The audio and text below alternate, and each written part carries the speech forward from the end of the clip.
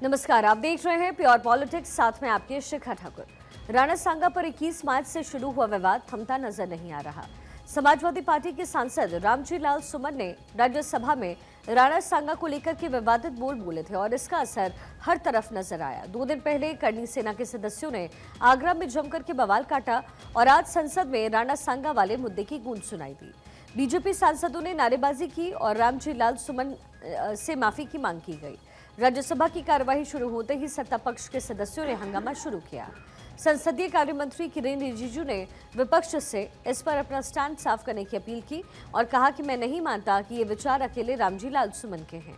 इस पर विपक्ष के नेता मल्लिकार्जुन खड़गे ने कहा कि कांग्रेस देश के वीरों का सम्मान करती है, लेकिन किसी का घर तोड़ना, हमला करना ठीक नहीं है। कुल मिलाकर के देखें तो राणा सांगा पर घमासान अभी भी जारी है। राणा सांगा और जो विवादित बोल है राणा सांगा के, उसको लेकर के अब जोरदार हंगामा होता हुआ नजर आ रहा है। इतिहास पर टिप्पणी करना उचित नहीं है, जगदीप धनखड़ की तरफ से स्टेटमेंट। रामजी सुमन का स्टेटमेंट अमर्यादित है, पीयूष गोयल ने स्टेटमेंट दिया है। इसके साथ ही रामजी सुमन ने वीरों का अपमान किया, पीयूष गोयल की तरफ से कहा गया। देश के लिए लड़ने वाले हर एक महापुरुष का सम्मान हम करते हैं, ऐसा मल्लिकार्जुन खड़गे ने कहा। राणा सांगा राष्ट्र के नायक, देश के हीरो है, प्रमोद तिवारी की तरफ से स्टेटमेंट दिया गया। राणा सांगा थे कौन, जरा ये बैकग्राउंड भी आपको बता दें। राणा सांगा का जन्म 12 अप्रैल 1482 में हुआ। मेवाड़ के शासक परिवार में जन्मे थे राणा सांगा। पिता का नाम राणा रायमल था। 16वीं शताब्दी में शासन करने वाले राजपूत राजा थे। मेवाड़ पर 1509 से 1528 तक शासन उन्होंने किया। लोधियों और मुगल शासकों के खिलाफ उन्होंने युद्ध लड़े। 30 जनवरी 1528 को राणा सांगा का निधन हुआ था। राणा सांगा की बहादुरी के किस्से भी बड़े मशहूर रहे हुए हैं। राणा सांगा ने 100 लड़ाइयां लड़ी, ऐसा कहा जाता है, सिर्फ एक में हार मिली। राणा सांगा इकलौते राजा थे जिन्होंने बाबर को हराया था। एक हाथ, एक पैर और एक आंख खोने के बाद पराक्रम उन्होंने नहीं खोया। बाबर के खिलाफ खानवा की लड़ाई में 80 घावों को झेला। बदन पर तीर, तलवार और बर्छियां भी झेली।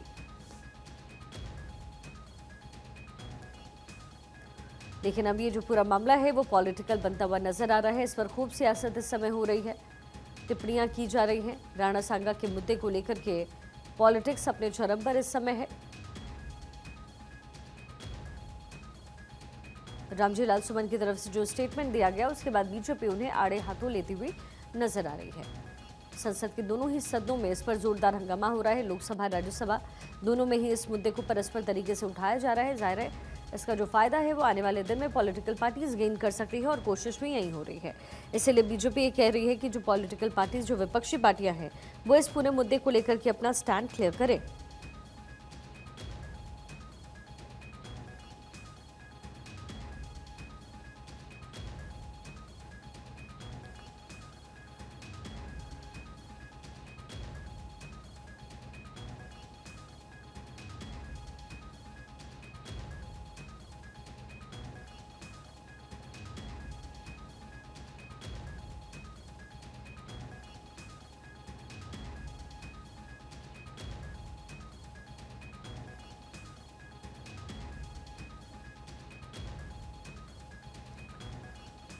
तो राणा सांगा को लेकर के एक बार फिर से पॉलिटिक्स इस समय अपने चरम पर है।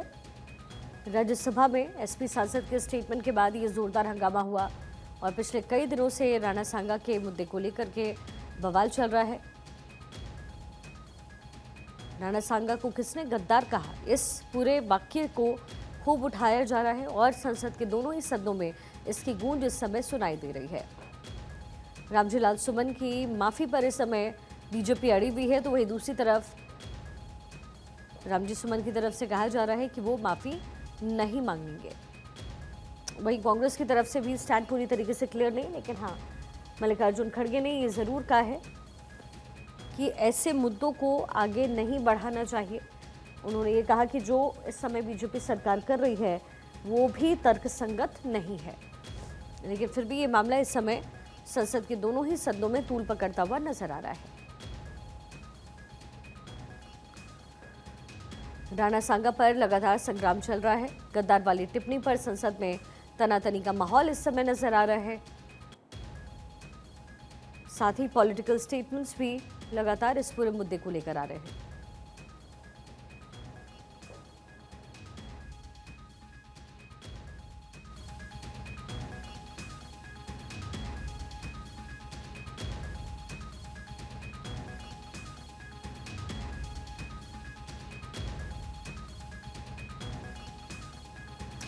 राणा सांगा पर यहाँ पर संग्राम होता हुआ नजर आ रहा है। गद्दार वाली टिप्पणी पर संसद में तनातनी का माहौल है। जाहिर है जो पॉलिटिकल पार्टी है इसे इनकैश करने की भी कोशिश करेगी और यही काम बीजेपी की तरफ से किया भी जा रहा है। रामजी लाल सुमन की तरफ से जो स्टेटमेंट दिया गया उसके बाद बीजेपी बार बार कह रही है कि ये किसी एक व्यक्ति की सोच नहीं है, ये पूरी पार्टी की सोच हो सकती है और ऐसे में पार्टी को अपना स्टैंड क्लियर करना चाहिए। वहीं कांग्रेस की तरफ से भी रिएक्शन आया है। मल्लिकार्जुन खड़गे ने कहा कि ऐसे मामलों पर राजनीति नहीं होनी चाहिए। हमारे पॉलिटिकल एडिटर अदिति नागर हमारे साथ कनेक्टेड है। अदिति, जाहिर है इसका जो फायदा है वो पॉलिटिकल पार्टीज उठाने की कोशिश करेगी, खासतौर पर बीजेपी, और यही वजह है कि बीजेपी बार बार कह रही है कि भाई इस पूरे मामले को लेकर की जो पॉलिटिकल पार्टी है वो अपना स्टैंड क्लियर कर दे। जाहिर है इसका जो इफेक्ट है वो बिहार पे पड़ता हुआ नजर आ सकता है। बिल्कुल, इसका जो एस्पेक्ट है वो अगले 2 साल तक पड़ता हुआ नजर आएगा। सबसे पहले तो हम ये तमाम जो मुद्दे का जिक्र कर रहे हैं तो बतौर एक रिस्पॉन्सिबल चैनल ये बात है कि इतिहासकारों पे जब जब बातचीत हुई है, क्योंकि इतिहास में क्या बातें लिखी गई हैं, क्या बातें नहीं लिख पाए हैं, क्या मैसेज है, मुझे लगता है कि आज का युवा जो देख रहा है उसके लिए ज़ाहिर तौर पे एक कन्फ्यूजिंग बात है, क्योंकि कोई उसकी क्या पिक्चर दिखाना चाह रहा है। सही मायने में किसी भी समाज, जाति या धर्म से जो पुराने इतिहास के हीरो निकल कर आते हैं वो अपने अपने समाज के लिए हीरो हैं। और ख़ास तौर पे अगर हम देश की जो मैक्सिमम आबादी है हिंदू आबादी, उनके लिए अगर हम राजपूताना का जिक्र करें या हम मराठा का जिक्र करें तो वो हीरोज़ थे, भारत देश की शान थे, शौर्य थे। और जाहिर तौर पे अगर इस तरह की बयानबाजी होगी और इस तरह की बात की जाएगी तो कहीं ना कहीं देश की एक मैक्सिमम आबादी के सम्मान में, आन में, शान में, बान में ठेस पहुंचती है। तो कोई भी ऐसा बयान जो किसी की फीलिंग्स को ठेस पहुंचाए वो शायद संसद भवन से जो चुनकर आते हैं लोग, रिप्रेजेंटेटिव होते हैं अपने अपने इलाके से, और संसद भवन में कोई गैर जिम्मेदाराना बयान देते हैं वो ठीक नहीं। लेकिन जाहिर तौर पे जब संसद भवन में इस मसले का इतनी चर्चा हो रही है तो उसका राजनीतिकरण तो होना तय है और उस पर राजनीति हो भी रही है। और राजनीति सीधी सीधी कि वोट का नफा या नुकसान। अब सबसे पहले भारतीय जनता पार्टी को देख लें, इस पूरे मसले में किसका फायदा किसका नुकसान, लेकिन ये तय है कि भारतीय जनता पार्टी इस पर चर्चा होने दे रही है। कई बार सस्पेंशन का नोटिस भी आता है, प्रिविलेज पर भारतीय जनता पार्टी चाहती है इस पर चर्चा हो, बयानबाजी हो, स्टैंड हो। अब आने वाले जैसे बिहार के चुनाव का जिक्र कर लें या 2027, क्योंकि इसका असली बवाल बिहार और उत्तर प्रदेश पे तो पड़ ही रहा है। अब ऐसे में अखिलेश यादव ने अपना ये स्टैंड दिया है कि हम किसी जाति को ठेस नहीं पहुंचा रहे। और इसी बात पे, क्योंकि देखिए जब कांग्रेस सरकार उत्तर प्रदेश से गई थी तो राजपूत वो समाज था जो सबसे पहले मुलायम सिंह के साथ आए थे। लेकिन इसका दूसरा फायदा ये भी है कि भले ही 7% के आसपास राजपूत है उत्तर प्रदेश में, लेकिन 20 से ज़्यादा परसेंट दलित हैं उत्तर प्रदेश में। तो इस पूरी राजनीति में चाहे कांग्रेस हो चाहे अखिलेश यादव हो, जब हम रोटी सेकते हैं राजनीति की बयानों के साथ, तो जाहिर तौर पे अखिलेश यादव ने जिस तरीके से ये भी कहा है कि हम किसी एक पर्टिकुलर जाति के लोगों को हर्ट नहीं करना चाहते, उन्होंने ये भी कहा है कि ये अटैक इसलिए हो रहा है क्योंकि दलित समाज से आते हैं। और आपने देखा होगा महाराष्ट्र के चुनाव हो या दिल्ली के चुनाव, भारतीय जनता पार्टी ने जिस तरीके से सोशल इंजीनियरिंग करके दलितों को अपने साथ लिया, इसी वजह से इतनी बड़ी जीत हुई। अब ऐसे में आने वाला वक्त बताएगा कि यहाँ पर दलित समाज का इमोशन सपा और कांग्रेस के साथ जा रहा है या दलित समाज को भारतीय जनता पार्टी अपने पास ले आएगी। लेकिन लार्जर पर्सपेक्टिव से भारतीय जनता पार्टी को इससे फायदा होता है, क्योंकि पूरा का पूरा राजपूत समाज जो है वो भारतीय जनता पार्टी के साथ आता है।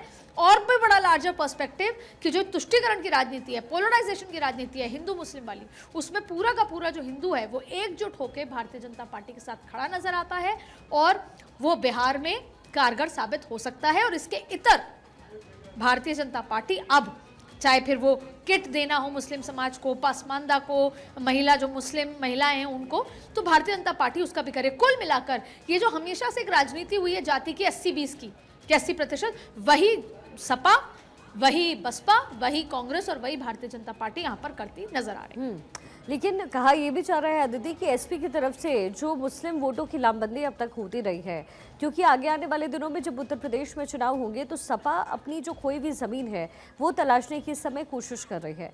तो जाहिर है ये स्टेटमेंट हालांकि अभी दिया गया है और डायरेक्टली अफेक्ट तो वो बिहार चुनाव को करेगा, लेकिन मेजरली क्या उत्तर प्रदेश में इसको लेकर के कुछ जो बदलाव है वो देखे जा सकते हैं सियासी तौर पर?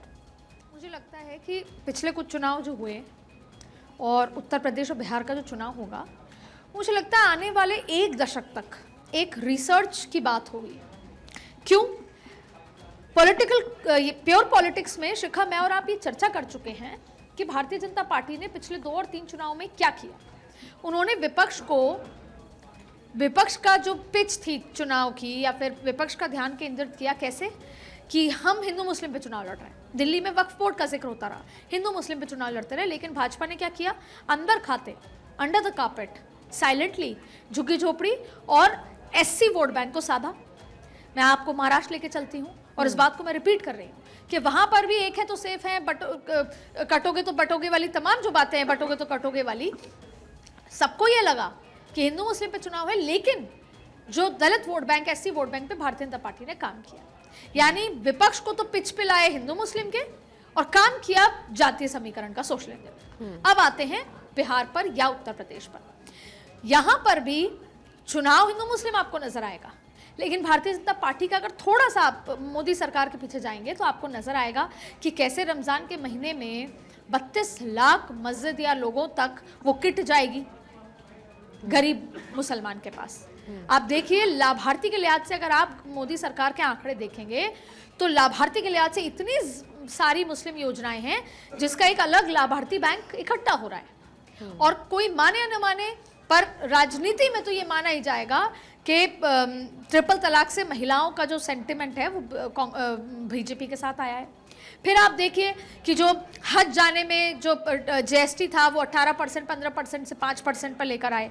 हज जाने में जो महिलाओं को जाने की जो इशू होता था उसमें किस तरीके से रियायतें हुई, ऐसी बड़ी लंबी फहरिस्त है। तो अब ये 2 चीज़ें हैं, एक तरफ दिखाया ये जा रहा है कि जिस तरीके से औरंगजेब का जिक्र आता है, एक है तो सेफ है, वक्फ का जिक्र आता है, और दूसरी तरफ आप पीछे से योजनाओं के माध्यम से वो गरीब मुसलमान जो वाकई में कुछ नहीं चाहता, विकास चाहता है, जो दंगा नहीं चाहता, जो विकास चाहता है, उसको घर पे मोदी सरकार फायदा पहुंचा रही है। उसके घर पे पैसे हैं, उसके बेटी की शादी होगी तो 51,000 रुपए तक जा रहे हैं। तो जाहिर तौर पे ये जो हैंड इन हैंड चीज़ें चल रही हैं, इसीलिए एक बार फिर विपक्ष का ध्यान किया जाएगा हिंदू मुस्लिम चुनाव पर, लेकिन under the carpet Bharatiya Janata party मुस्लिम को भी साधने की कोशिश कर रही है। लेकिन इसमें एक बड़ा सवाल निकल कर आता है जो शायद आप अगला पूछती।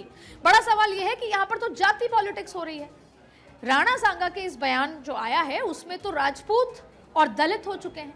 अब ऐसे में इस जाति पॉलिटिक्स को भी भारतीय जनता पार्टी को भी साधना है, क्योंकि अगर लामबंद हो गया दलित समुदाय सपा के साथ और बिहार में भी ऐसा होता है तो भाजपा को नुकसान होगा। तो Bharatiya Janata party Hindu vote bank अलग, मुस्लिम वोट बैंक अलग, और साथ में जाति के लिहाज से उसको जो दलित वोट बैंक है, एससी वोट बैंक, जिसमें वो पिछले दिनों राजनीति करती आई है सोशल इंजीनियरिंग, उसको भी अपनी तरफ बचा के रखना है। तो इसीलिए मैं कह रही हूँ जब ये नतीजे आएंगे बिहार और उत्तर प्रदेश के, तो एक ये पिछले 5-7 चुनाव की एक एनालिसिस, एक रिसर्च होनी चाहिए कि किस तरीके से भारतीय जनता पार्टी ने किस चुनाव में कहां पर front fielding, back fielding, front foot पे आके किया, और तमाम तरीके के जो समीकरण है वो हुए, चाहे वो विपक्ष हो चाहे वो पक्ष की बात। अच्छा अदिति, ये पॉलिटिक्स तो चलिए एक तरफ, लेकिन कहीं ना कहीं जब इस तरीके के वाक्य सामने आते हैं या फिर इस तरीके के वक्तव्य दिए जाते हैं तो इतिहास के साथ खिलवाड़ करने की कोशिश होती है।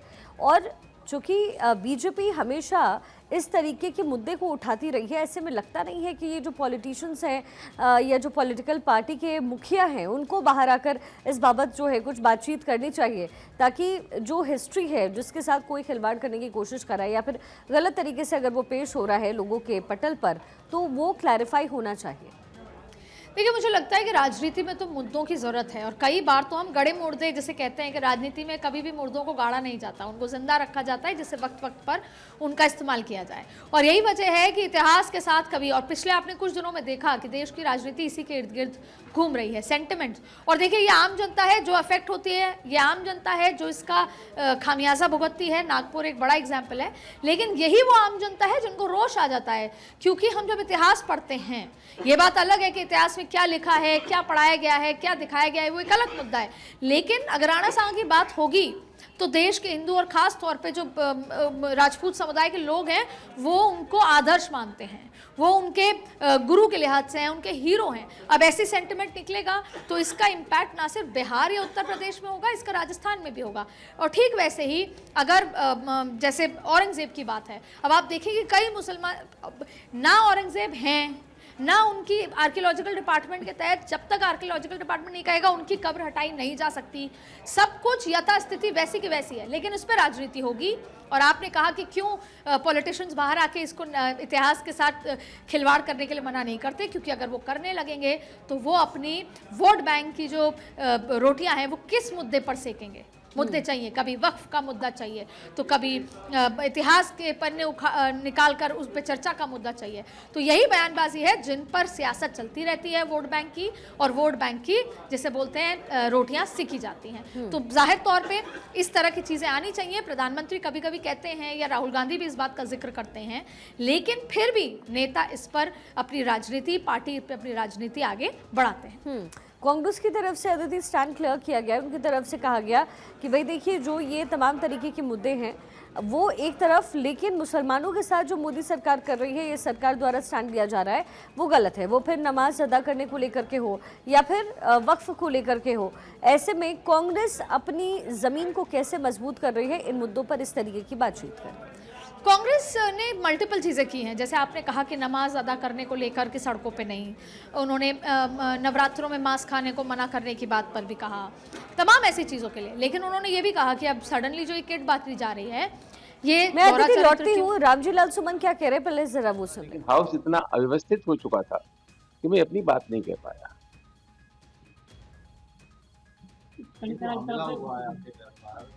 मानते हैं आप, क्या राजनीति हो रही है, कितने गंदी है, अच्छी है, कितने राजनीति? देखिए, जनतंत्र में आप जो कुछ बात करते हैं ये आवश्यक नहीं है कि सभी लोग आपकी बात से इत्तेफाक करते हों, सहमत हों, लेकिन जनतंत्र में अधिकार है विरोध की अभिव्यक्ति के।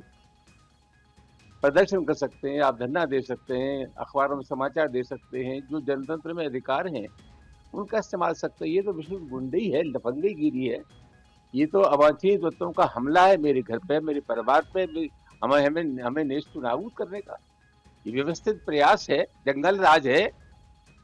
और जिस तरह से ये हमला हुआ आप सब लोग जानते हैं, इस हमले को रोका जा सकता था, लेकिन मुझे बेहद तकलीफ है कि सब कुछ होने के बावजूद भी ये हमारे घर परिवार पर हमला हुआ। ये एक मनोवृत्ति है, ये एक मनोवृत्ति है। ये वही लोग हैं जो मुख्यमंत्री न रहने के बाद जिन लोगों ने अखिलेश यादव का घर की सफाई की, ये वही लोग हैं जो दलितों की बारात को नहीं चढ़ने देते, ये वही लोग हैं जो अकलियत के खिलाफ है, ये वही लोग हैं जो पीडीए के खिलाफ है। तो कुल मिलाकर के ये सुनेजो षड्यंत्र था तो हमारे घर पर हमला किया गया। कितने लोगों को पकड़ा, छोड़ दिया गया, क्या कानून व्यवस्था कैसी आएगी? मैं समझता हूँ उससे सहजी अंदाजा लगाया जा सकता है। अदिति, दो बातें यहाँ पर लालजी सुमन कह रहे हैं। पहली बात तो उनकी तरफ से कहा गया कि भाई अभिव्यक्ति की आज़ादी होती है और कोई कुछ भी कह सकता है, जिसको धरना देना है वो धरना दीजिए, जिनको जो कहना है वो कह सकता है। दूसरी बात उनकी तरफ से कही गई उनके परिवार पर हमले हो रहे हैं, ऐसे गंभीर आरोप लगा रहे हैं। बिल्कुल, और उन्होंने ये भी कहा, जाहिर तौर पर उन्होंने साफ कहा कि जब मैं बोल रहा था तो सुना नहीं, और हर कोई व्यक्ति इस पर सहमत नहीं हो सकता। देखिए, इस बात का तो सुनिश्चित करना होगा, जैसे अखिलेश यादव ने भी कहा कि अगर मैं मुख्यमंत्री होता तो मैं जिन्होंने हमला किया उन पर कड़ी कार्रवाई होती, और जाहिर तौर पे उन्होंने एक लॉ एंड ऑर्डर पर सवाल उठाने की कोशिश की। और लालजी अपनी बातों पर स्टैंड है, और ये सीधा सीधा सपा के अंदर ही चर्चा हुई है कि हमें दलित समुदाय को एकजुट करना है, लामबंद करना है, और ये जो उनका बयान आया है इस पर हम ये राजनीति कर सकते हैं। लेकिन अब ये बहुत ज़्यादा तूल पकड़ गया है, और इसको लेकर जैसे आपने कांग्रेस का जिक्र किया, कांग्रेस भी चाहती है कि एक तो एक्सपोज किया जाए बीजेपी को हिंदुओं के सामने भी कि कैसे मुसलमानों के लिए भी चीज़ें नरेंद्र मोदी कर रहे हैं। दूसरी बड़ी बात है कि वो भी इसका समर्थन कर रहे हैं कि लालजी क्योंकि दलित समुदाय से आते हैं इसलिए उन पर टारगेट है। यहाँ तक कि कांग्रेस ये भी कह रही है कि आपको राणा सांगा हीरो हैं, उन्होंने ये भी कहा कि हम उस समुदाय को ठेस नहीं पहुँचा सकते। तो कांग्रेस इस पूरे सपा वर्सेस बीजेपी के इस पूरे खेल में या सपा के इस बयान के खेल में अपने आप को हर जगह से सेव करते हुए बीजेपी को एक्सपोज करने की कोशिश में है। दलित समुदाय को लामबंद करना चाहती है, राजपूतों को ही बताना चाहती है, और वहीं उनके साथ खड़े होना चाहती है, और वहीं वो ये बताना चाहती है कि किस तरीके से हिंदुओं पर वोट लाने वाली, हिंदुत्व पर वोट लाने वाली कैसे मुसलमानों के लिए भी अपना स्टैंड बदल रही है। तो जाहिर तौर पे अब रोचक हो चुका है ये पूरा सीन, और ऐसे में अब किसका नफा नुकसान होगा कि जैसे जैसे चुनाव करीब आएंगे, बयानबाजियां तेज होंगी, तो कौन सा पलड़ा भारी होता है, कौन सी वोट बैंक किस तरफ जाती है। और खास तौर पर बिहार और अगर उत्तर प्रदेश और की बात हो तो दो वोट बैंक बहुत खास होते हैं, एक मुसलमान वोट बैंक आ जाता है पश्चिम बंगाल भी, और एक दलित वोट बैंक आ जाता है। ये दोनों वोट बैंक बहुत महत्वपूर्ण है कि वो किसकी तरफ जाते हैं, क्योंकि डंके की चोट पर जीत उसी की होगी। इसलिए ये पूरी राजनीति केंद्रित हो चुकी है इसी मुद्दे पर, और जैसे ही संसद खत्म होगी तब भी सड़क पर, रैलियों में इन तमाम तरीके के बयान आपको देखने को मिल जाएंगे। बिल्कुल, और हिंदुत्व को ऑफ करने में बीजेपी कभी पीछे रहती भी नहीं है, और बिहार चुनाव में इसे इनकैश अदिति बीजेपी जरूर करेगी। बहुत बहुत शुक्रिया इस पूरे विश्लेषण के लिए अदिति।